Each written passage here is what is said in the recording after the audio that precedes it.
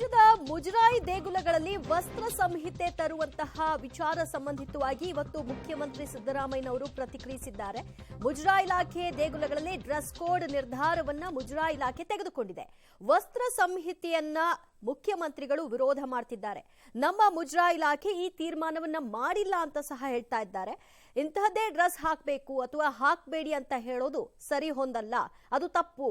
Shirt pant ಧರಿಸಬೇಡಿ, ಸೀರೆ ಧರಿಸಿ ಬನ್ನಿ ಅನ್ನೋದೆಲ್ಲ ಸರಿ ಹೊಂದುವಂತಹ ವಿಚಾರ ಅಲ್ಲ.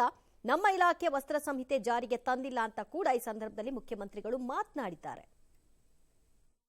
ದೇವಸ್ಥಾನಗಳಿಗೆ ನಾವೇನು ಮುಜರಾಯಿ ಇಲಾಖೆಯಲ್ಲಿ ಯಾವುದು ತೀರ್ಮಾನ ಮಾಡಿಲ್ಲ.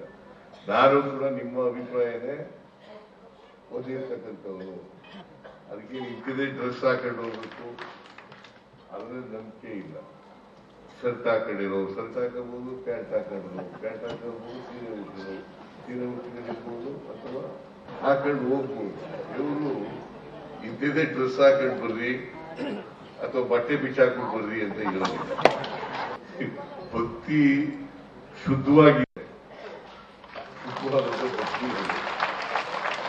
ಶುದ್ಧವಾದಂತ ಭಕ್ತಿನೇ ಇಲ್ಲದೆ ಹೋದ್ರೆ ಆಷಾಢಭೂತಿ ತರದ ಭಕ್ತಿ ಇದ್ರೆ ಪ್ರಯೋಜನ ಏನು?